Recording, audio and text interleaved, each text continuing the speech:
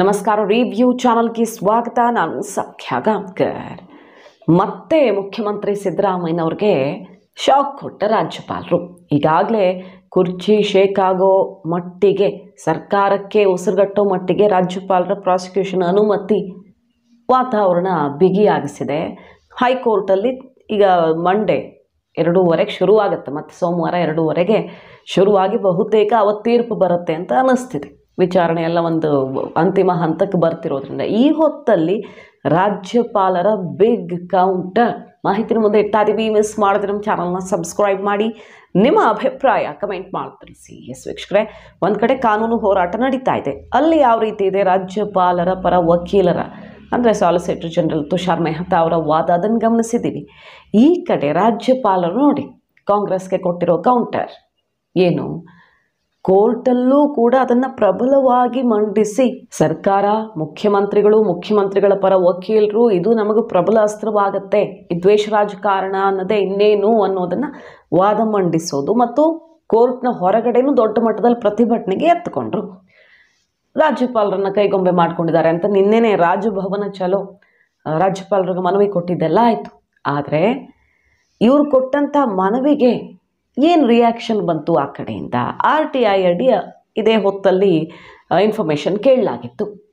ಏನಂತ, 3 ಜನರ BJPಯ ಸಚಿವರಾಗಿದ್ದವರು, ಅವತ್ತಿನ ಸಚಿವರಾಗಿದ್ದವರ ವಿರುದ್ಧ ಪ್ರಾಸಿಕ್ಯೂಷನ್ಗೆ ಅನುಮತಿ ಬಾಕಿ ಇದೆಯಾ?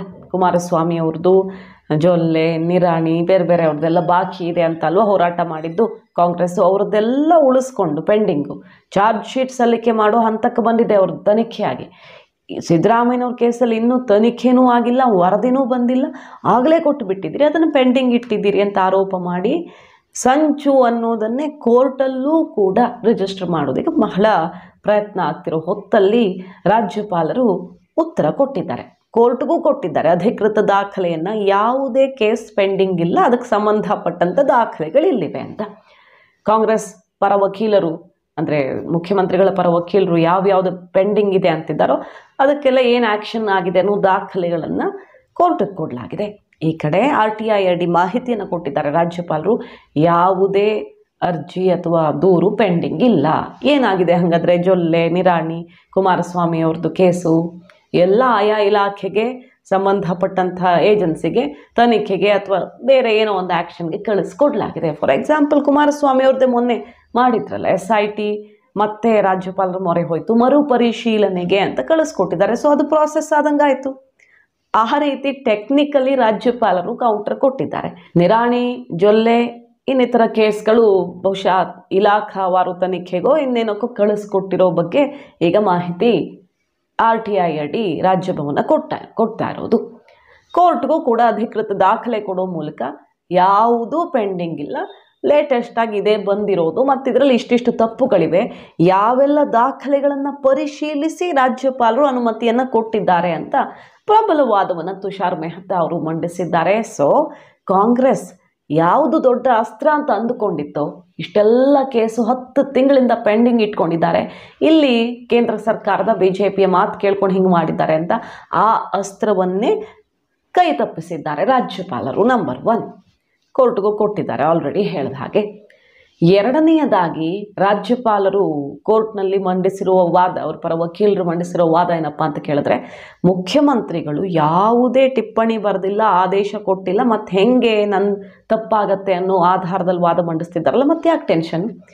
ಮತ್ತ್ಯಾಕೆ ನಿಮಗೆ ಟೆನ್ಷನ್ನು? ಈ ಕೇಸ್ನಲ್ಲಿ ಬಹಳಷ್ಟು ಅಕ್ರಮ ಆಗಿದೆ. ಮೂಡಾದಲ್ಲಿ BJP ಕಾಲದಲ್ಲಿ ಆಗಿದೆಯೋ, ಕಾಂಗ್ರೆಸ್ ಕಾಲದಲ್ಲಿ ಆಗಿದೆಯೋ, ಎಲ್ಲ ಬಂದುಬಿಡುತ್ತಲ್ವ ತನಿಖೆ ಆದರೆ.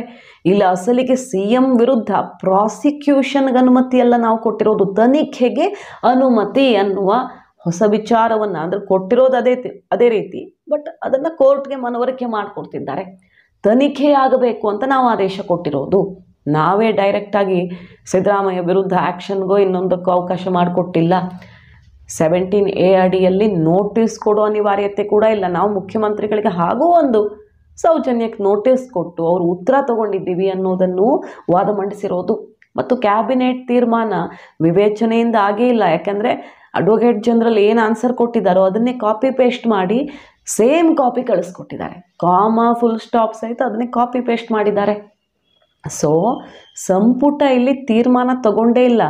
ಅವರು ಕೊಟ್ಟಂಥ ಸಲಹೆಯನ್ನೇ ಬಾರದು ಅಂದರೆ ಅದನ್ನೇ ಜೆರಾಕ್ಸ್ ಮಾಡಿ ಕಳಿಸ್ಕೊಟ್ಟಿದ್ದಾರೆ ರಾಜಭವನಕ್ಕೆ. ಅಂದಮೇಲೆ ಕ್ಯಾಬಿನೆಟ್ ವಿವೇಚನೆಯಲ್ಲಿಂದ ಬಂತು. ಮೊದಲನೇದಾಗಿ ಕ್ಯಾಬಿನೆಟ್ ನಿರ್ಧಾರ ರಾಜ್ಯಪಾಲರು ಇಂತಹ ವಿಚಾರಗಳಲ್ಲಿ ತಗೊಳ್ಬೇಕು ಅನ್ನೋದೇ ಇಲ್ಲ. ಸುಪ್ರೀಂ ಕೋರ್ಟ್ ಜಡ್ಜ್ಮೆಂಟು ಇದೆ ಮತ್ತು ಬೇರೆ ಬೇರೆ ವಿಚಾರಗಳು ಕಾನೂನಾತ್ಮಕವಾಗಿ ಅದನ್ನೇ ಹೇಳ್ತಾ ಇದೆ ಅನ್ನೋದನ್ನು ಪ್ರಬಲವಾಗಿ ಮಂಡಿಸಿರೋದು. ಮಧ್ಯೆ ಕೋರ್ಟ್ ಒಂದು ಪ್ರಶ್ನೆ ಕೇಳುತ್ತೆ, ಸರಿ ತಪ್ಪುಗಳಾಗಿವೆ ಅನ್ನೋದ್ರ ಬಗ್ಗೆ ವಾದ ಮಂಡಿಸಿದಿರಿ, ಮುಖ್ಯಮಂತ್ರಿಗಳ ಪಾತ್ರವೇನು ಅನ್ನುವ ಪ್ರಶ್ನೆಯನ್ನು ಕೇಳ್ತಾರೆ. ಅದಕ್ಕೆ ಪೂರಕವಾದ ದಾಖಲೆಗಳನ್ನು ಈಗ ದೂರುದಾರರ ಪರ ವಕೀಲರೆಲ್ಲ ಒದಗಿಸ್ತಾ ಹೋಗಿರೋದು. ಮುಖ್ಯಮಂತ್ರಿಗಳು ಯಾವಾಗ DCM ಆಗಿದ್ರು, CM ಆಗಿದ್ರು ಆಗಲೇ ಈ ಪ್ರಕ್ರಿಯೆ ನಡೆದಿರೋದು. ಕಂಪ್ಲೀಟಾಗಿ ಅವರ ಪತ್ನಿಗೆ ಸಂಬಂಧಪಟ್ಟಂತೆ ಅಕ್ರಮ ಆಗಿದೆ ಅನ್ನೋದನ್ನು ಮೊದಲು ದಾಖಲೆ ಸಮೇತ ಕೋರ್ಟ್ಗೆ ಮನವರಿಕೆ ಮಾಡಿಕೊಟ್ರು. ಅದನ್ನೆಲ್ಲ ಜಡ್ಜ್ ಮುಂದೆ ಇರಿಸುವ ಮೂಲಕ. ಮತ್ತು ಇದೆಲ್ಲ ಯಾವಾಗಾಗಿದೆ ಪ್ರಾಸೆಸ್ಸು, ಒಂದು CM ಆಗಿದ್ದಾಗ, ಇಲ್ಲ DCM ಆಗಿದ್ದಾಗ, ಇಲ್ಲ ಅವರು ಪ್ರಮುಖ ಹುದ್ದೆಯಲ್ಲಿದ್ದಾಗ, ಮೈಸೂರು ಉಸ್ತುವಾರಿ ಸಚಿವರಾಗಿದ್ದಾಗ ಇಂಥದ್ದೆಲ್ಲ ವಿಚಾರಗಳನ್ನು ಕೋರ್ಟ್ ಗಮನಕ್ಕೆ ತಂದಿದ್ದು. ಇಲ್ಲಿ 17A ಅಪ್ಲೈ ಆಗುತ್ತೆ ಮತ್ತು ಸರ್ಕಾರವೇ ಇನ್ವೆಸ್ಟಿಗೇಷನ್ಗೆ ಆದೇಶ ಮಾಡಿದೆಯಲ್ಲ. ಈಗ ನ್ಯಾಯಾಂಗ ತನಿಖೆ ಅಂತ ಏನೋ ಒಂದು ಕಮಿಟಿಯೆಲ್ಲ ರಚನೆ ಮಾಡಿದ್ದಾರೆ ಅಂದರೆ ತಪ್ಪಾಗಿದೆ ಅಂತ ಅವ್ರಿಗೂ ಗೊತ್ತಾಗಿದೆ ಅನ್ನುವ ಪ್ರಬಲವಾದವನ್ನು ಮಂಡಿಸಿದ್ದಾರೆ. ಮಂಡೆ ಕಾದು ನೋಡಬೇಕು. ಒಟ್ಟಿನಲ್ಲಿ ರಾಜಭವನದಿಂದ ಮುಖ್ಯಮಂತ್ರಿಗಳಿಗೆ ದೊಡ್ಡ ಹೊಡೆತ. ಯಾವುದು ಸ್ಟ್ರಾಂಗ್ ಪಾಯಿಂಟ್ ಅಂತ ಅಂದುಕೊಳ್ಳಾಗಿತ್ತೋ ಅದನ್ನೇ ತಲೆ ಕೆಳಗೆ ಮಾಡುವಂಥ ಕೌಂಟರ್ನಂತೆ ಕಾಣಿಸ್ತಾ ಇದೆ. ಅಷ್ಟೇ ಅಲ್ಲ, ಸರ್ಕಾರಕ್ಕೆ ಸಂಬಂಧಪಟ್ಟಂತೆ 11 ಮಸೂದೆಗಳನ್ನು ರಾಜ್ಯಪಾಲರು ವಾಪಸ್ ಕಳಿಸಿದ್ದಾರೆ. ಸೈನ್ ಮಾಡಿಲ್ಲ, ಮೇಲ್ಮನೆ ಕೆಳಮನೆಯಲ್ಲಿ ಪಾಸ್ ಆಗಿರೋದನ್ನು ಸೈನ್ ಮಾಡಿಲ್ಲ ಮತ್ತು ಅದಕ್ಕೆ ಕಾರಣ ಕೊಟ್ಟಿದ್ದಾರೆ, ಯಾವ್ಯಾವುದನ್ನು ಯಾಕೆ ವಾಪಸ್ ಕಳಿಸಿದ್ದೀನಿ ಅಂತ. ಇದು ಸರ್ಕಾರಕ್ಕೆ ನುಂಗಲಾರದ ತುತ್ತಾಗಿದೆ. CM, ರಾಜಕೀಯ ಕಾರ್ಯದರ್ಶಿ, ವಿಶೇಷ ಕಾರ್ಯದರ್ಶಿ, ಡೆಲ್ಲಿ ಪ್ರತಿನಿಧಿ, ಆರ್ಥಿಕ ಸಲಹೆಗಾರರು, ಬಸವರಾಜ ರಾಯರೆಡ್ಡಿ ಎಲ್ಲ ನೇಮಕ ಆದ್ರಲ್ಲ, ಅವರದ್ದೆಲ್ಲ ಇನ್ನೂ ಕ್ಲಿಯರ್ ಆಗಿಲ್ಲ. ರಾಜ್ಯಪಾಲರ ಸಹಿ ಆಗದೆ ವಾಪಸ್ ಬಂದಿರೋದ್ರಿಂದ ಅವ್ರನ್ನೆಲ್ಲ ವಜಾ ಮಾಡಬೇಕಾಗಿ ಬರಬಹುದು. ಸಂವಿಧಾನಾತ್ಮಕವಾಗಿ ಬೆಲೆನೇ ಇರಲ್ಲ ರಾಜ್ಯಪಾಲರ ಸಹಿ ಬಿದ್ದಿಲ್ಲ ಅಂದರೆ. ಇಷ್ಟೆಲ್ಲ ಜನಕ್ಕೆ ಸ್ಥಾನಮಾನ ಕೊಟ್ಟು ವಜಾ ಮಾಡಿದ್ರೆ ಅದು ಸರ್ಕಾರಕ್ಕೆ ಮತ್ತೊಂದು ಮುಜುಗರ, ಮತ್ತು ಶಾಸಕರು ಸಿಡಿದೇಳ್ತಾರೆ ತಮ್ಮ ಸ್ಥಾನಮಾನ ಕಿತ್ಕೊಂಡ್ರು ಅಂತ. ಅಲ್ಲೂ ಕುತ್ತಿಗೆಗೆ ಬರ್ತಾ ಇದೆ. ಸೊ ರಾಜ್ಯಪಾಲರು ಮುಖ್ಯಮಂತ್ರಿಗಳಿಗೆ ಶಾಕ್ ಮೇಲೆ ಶಾಕ್ ಕೊಡ್ತಿದ್ದಾರೆ. ಮಂಡೇ ತೀರ್ಪನ್ನು ಕಾದು ನೋಡಬೇಕು. ಇದ್ರ ನಡುವೆ ಈಗ ಚಾಮುಂಡೇಶ್ವರಿ ಮೊರೆ ಹೋಗ್ತಿರೋದು ಮುಖ್ಯಮಂತ್ರಿ ಸಿದ್ದರಾಮಯ್ಯನವರು ಬಹಳ ಟೆನ್ಷನ್ನಲ್ಲಿ ಓಡಾಡ್ತಿರೋದು ಗೊತ್ತಾಗ್ತಿದೆ. ಮಾಹಿತಿ ನಿಮ್ಗೆ ಇಷ್ಟ ಆಗಿದ್ದರೆ ಮಿಸ್ ಮಾಡಿದ್ರೆ ನಮ್ಮ ಚಾನಲ್ನ ಸಬ್ಸ್ಕ್ರೈಬ್ ಮಾಡಿ, ನಿಮ್ಮ ಅಭಿಪ್ರಾಯ ಕಮೆಂಟ್ ಮಾಡಿ ತಿಳಿಸಿ. Thank you.